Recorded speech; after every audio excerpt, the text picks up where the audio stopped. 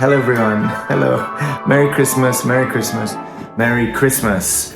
You know, I was just thinking about the time after Timothy was born. He was probably just like under a year or so.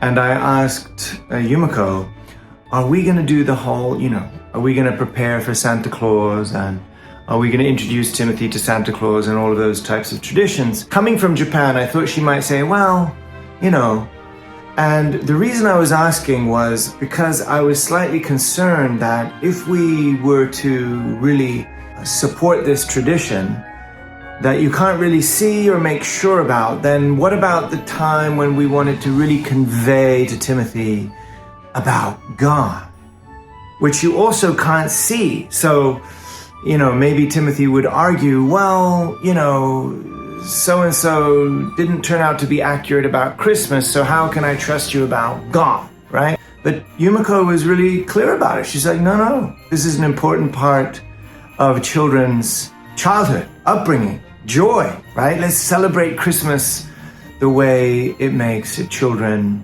joyful. I was actually comforted that she said that, and so we went to great lengths to make our children's Christmases quite authentic. And I just asked Hannah yesterday, are you happy that we did that? Are you happy that we went to such great lengths to make Christmas so real? And she said, yes, and she will also do the same for her children. So anyway, that's just a side story. But I was just with True Mother in Korea, and she was telling us how she wants the Christmas season to be joyful and to be fun, especially for our young people, with performances and skits and plays and all manner of activities that will make Christmas fun for our youth. Especially this year, she pointed out, because Christmas Eve falls on a Sunday, right? So let the Christmas service be fun. This was the word, the three-letter word Mother used. I'm not sure if that was put in the official memo, but I was there. And so Mother was emphasizing this, but she was also emphasizing that it's a great time to deepen our understanding of Jesus and deepen our appreciation of what Christmas really is. She mentioned a few things, like, think about it. God sent Jesus as the only begotten Son to be the true Father of humanity, right? Makes sense, because our first ancestors who were sent as supposed to become, right, the true Father and true Mother of humanity could not quite fulfill that. So 4,000 years later, God sent Jesus. But he wasn't meant to be alone, right? This is a key point. He wasn't meant to be alone. He was sent to the cross, and as the only recourse, the only means, the only thing he could give left was his life, right? Because of the lack of trust and faith in him at the time, all he had left to give was his own life as a man, as the only begotten Son, in exchange for our salvation.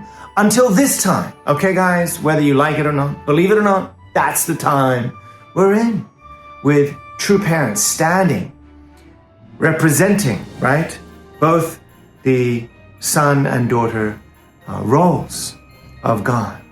But so Mother's really keen that we understand this deeper essence of Jesus. And I'll go into this. We'll share more about, Mother's sharing deeply about this. So we'll continue to share more deeply. But the purpose of this video is just a simple greeting, right? So I'm not going to get too deep into it now.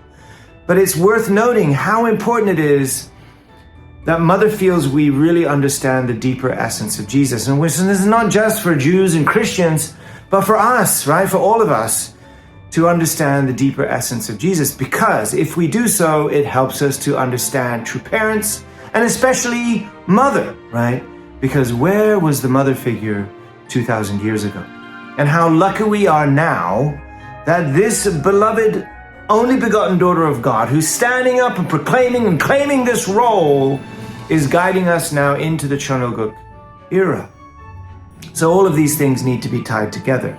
But perhaps you should know that Mother is doing well, and she's exercising, of course, daily. But in the winter months, when it's really cold up there on the mountain, Up on the top floor of the Chonjeongung, there's this beautiful display of Christmas trees. I don't know how, maybe at least 5 Christmas trees in a row with, ornamentation and presents underneath. The perfect place to take a photograph, you'd think, right? But this is decorating the upper kind of mezzanine where Mother walks around, right? This is where I'm told she gets her daily exercise, walking around the upper floor in the Chonjeongung, decorated in this traditional Christmas fashion. But you might not know this, and I've noticed this for several years going back, that Mother keeps the trees up until the Holy Wedding. Mother keeps them up all the way through to the Holy Wedding. Why, you wonder, right? So Mother's really tying in the celebration of Jesus' birth, which we understand to be such a substantial turning point for humanity. The only begotten Son was born. But where was the daughter? Where was the wife? Where was the family? And so now, 2,000 years moving on, Jesus has been focusing on this. God has been focusing on this, and this is where we are. And so Mother's kind of bookending these experiences in some sense, because the real holiday we're going to be celebrating is the Holy Wedding.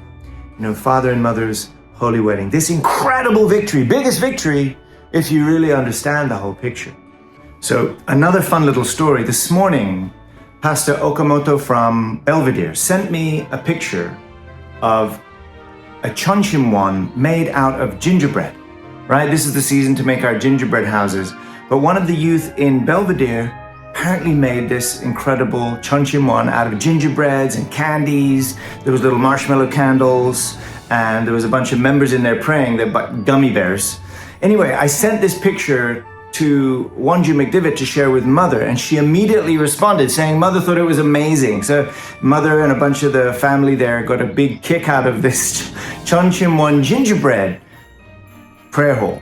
So I told Yumiko about it, and she said, well, why don't we make a competition? Who can make the best chonchimwon or a chonwongung out of gingerbread and candy? And then she's like, well, they can make it out of any materials. And I'm like, honey, to do a competition, you got to be really clear about the parameters, the time frame. So actually, we've thought through none of this. But if you think we should have sort of an annual gingerbread making contest of either the chonwongung or something, meaningful, providential, let me know, and we can make it fun. Yeah, because we're looking for ways to make it fun.